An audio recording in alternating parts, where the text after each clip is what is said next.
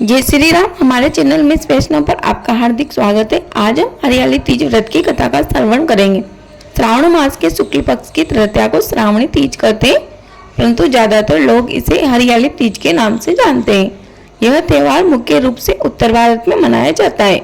इस दिन स्त्रियां माता पार्वती जी व भगवान शिव जी की पूजा करती है। इस दिन महिलाएं निर्जला व्रत रखती है। इस व्रत को करवा चौथ से भी कठिन व्रत बताया जाता है।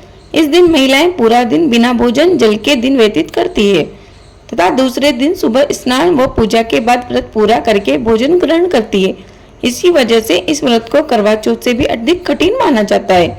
इस वर्ष यानी साल 2024 में हरियाली तीज का व्रत 7 अगस्त दिन बुधवार को किया जाएगा। तो आइए कथा का श्रवण करते हैं। उससे पहले आपसे एक छोटा सा अनुरोध है, यदि आप हमारे चैनल पर नए हो तो प्लीज हमारे चैनल को सब्सक्राइब कर लीजिए और बेल आइकन को प्रेस करना ना भूलें, जिससे कि आने वाली वीडियो का नोटिफिकेशन आपको सबसे पहले मिले। प्रेम से बोलिए गौरी मैया की जय, भगवान शंकर की जय। हरियाली तीज की पौराणिक कथा के अनुसार शिव जी ने पार्वती जी को उनके पूर्व जन्म के स्मरण को कराने के लिए तीज की कथा को सुनाया था। शिव जी कहते हैं कि हे पार्वती जी, तुमने मुझे पति रूप में पाने के लिए हिमालय पर तपस्या की थी, अन्न जल त्यागा, पत्ते खाए, सर्दी गर्मी बरसात में कष्ट से तुम्हारे पिता दुखी थे। जब तुम विवाह के लायक हो गई तो नारद जी तुम्हारे घर पधारे और कहा, मैं विष्णु जी के भेजने पर आया हूँ। वह आपकी कन्या से प्रसन्न होकर विवाह करना चाहते हैं, आपकी राय बताए। पर्वतराज प्रसन्नता से तुम्हारा विवाह विष्णु जी से करने को तैयार हो गए। नारद जी ने विष्णु जी को यह शुभ समाचार सुना दिया, पर जब तुम्हें पता चला तो तुम बहुत दुखी हुई। तुम मुझे मन से अपना पति मान चुकी थी। हे पार्वती जी, जब तुम्हें इस बात की सूचना मिली कि पर्वतराज जी ने तुम्हारा विवाह विष्णु जी के साथ तय कर दिया है, तो तुमने उनके साथ विवाह करने से मना कर दिया, परंतु तुम्हारे पिताजी ना माने। जब तुमने अपने मन की बात अपने सहेली को बताई तो तुम्हारी सहेली ने तुम्हें एक घने वन में छुपा दिया, जहाँ तुम्हारे पिता भी नहीं पहुंच सकते थे। वहां तुम तप करने लगी। तुम्हारे लुप्त होने से पिता चिंतित होकर सोचने लगे कि यदि इस बीच विष्णु जी बारात लेकर आ गए तो क्या होगा। शिव जी ने आगे पार्वती जी से कहा, तुम्हारे पिता ने तुम्हारी खोज में धरती पाताल एक कर दिया, पर तुम ना मिले। तुम गुफा में रेत से शिवलिंग बनाकर मेरी आराधना में लीन थी। प्रसन्न होकर मैंने मनोकामना पूरी करने का वचन दिया। तुम्हारे पिता कोसते हुए गुफा तक पहुंचे। तुमने बताया कि अधिकांश जीवन शिव जी को पति रूप में पाने के लिए तप में बिताया है। पिताजी, आज मेरा तप सफल रहा। शिव जी ने मेरा वरण कर लिया। मैं आपके साथ एक ही शर्त पर घर चलूंगी, यदि आप मेरा विवाह शिव जी से करने को राजी हो। भगवान शिव जी आगे कहते हैं, पर्वतराज मान गए। बाद में विधि विधान के साथ हमारा विवाह किया गया। हे पार्वती, तुमने जो कठोर व्रत किया था उसी के फलस्वरूप हमारा विवाह हो सका। इस व्रत को निष्ठा से करने वाली स्त्री को मैं मनवांचित फल देता हूँ। उसे तुम जैसा अचल सुहाग का वरदान प्राप्त होता है। यह कथा यही समाप्त होती है। कथा अधूरी रही हो तो पूरी कर जो, पूरी हो गई हो तो मान कर जो। प्रेम से बोलिए शंकर भगवान की जय, पार्वती मैया की जय। सुहागन स्त्रियां इस व्रत को अपने पति की दीर्घायु व अच्छे स्वास्थ्य के लिए करती है, तो कुंवारी कन्याएं इस व्रत को मनचाहे वर को प्राप्त करने के लिए करती है। भविष्य पुराण के अनुसार कहा जाता है कि देवी पार्वती जी स्वयं बताती हैं कि तृतीया तिथि का व्रत उन्होंने बनाया है, जिससे स्त्रियों को सुहाग व सौभाग्य की प्राप्ति होती है। सावन महीने में तृतीया तिथि को 100 वर्ष की तपस्या के बाद देवी पार्वती जी ने भगवान शिव को पति के रूप में पाने का वरदान प्राप्त किया था। हरियाली तीज के दिन विवाहित महिलाएं अपने पति की दीर्घायु के लिए व्रत रखती है। इस व्रत में स्त्रियों के मायके से श्रृंगार का सामान व मिठाइयाँ उनके ससुराल भेजी जाती है। कहीं पर ऐसा ना हो तो वह स्वयं भी खरीद लेती है। हरियाली तीज के दिन महिलाएं सुबह घर के काम व स्नान करने के बाद 16 श्रृंगार करके निर्जला व्रत रखती है। इसके बाद माँ पार्वती जी और भगवान शिव की पूजा करती है। पूजा के अंत में तीज की कथा सुनी जाती है। कथा के समापन पर महिलाएं माँ गौरी से पति की लंबी उम्र की कामना करती है। इसके बाद घर में उत्सव मनाया जाता है। भजन व लोक नृत्य किए जाते हैं।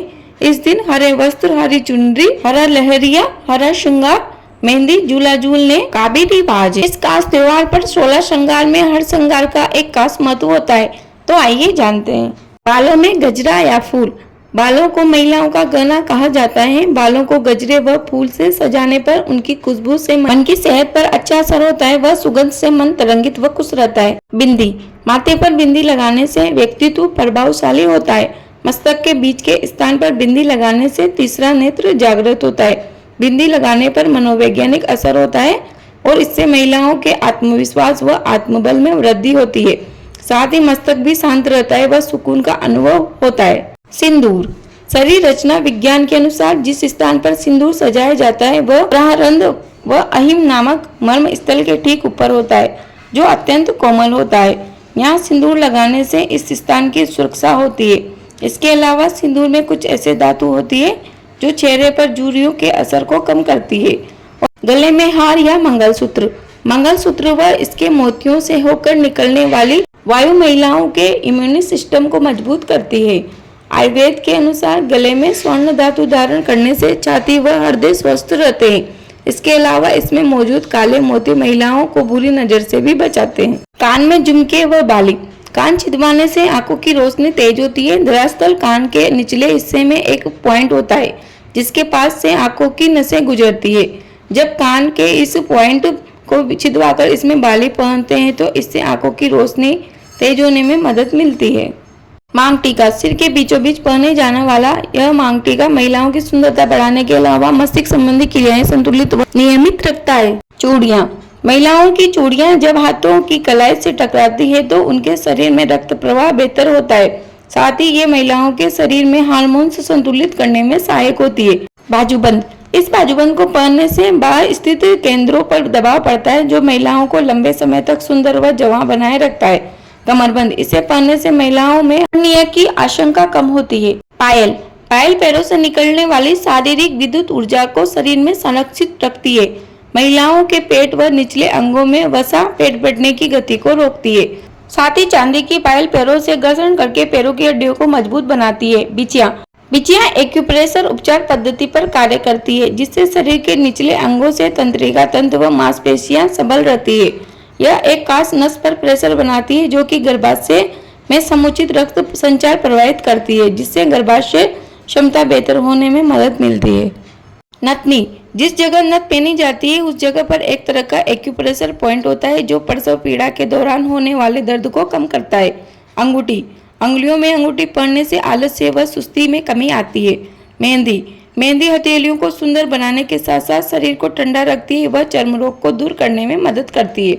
काजल, काजल लगाने से आंखों को ठंडक मिलती है और काजल से आंखों से जुड़ी हुई समस्याएं दूर होती है। मेकअप, चेहरे पर हल्का मेकअप करने व नेल पेंट लगाने से महिलाओं के आत्मविश्वास में वृद्धि होती है। फ्रेंड्स, मुझे उम्मीद है आपको यह वीडियो अवश्य उपयोगी लगी होगी। प्लीज वीडियो को लाइक करें, शेयर करें, कमेंट बॉक्स में जय श्री राम अवश्य लिखें।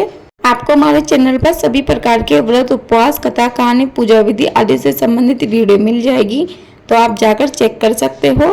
प्रेम से बोलिए तीज मैया की जय, पार्वती मैया की जय, शंकर भगवान की जय।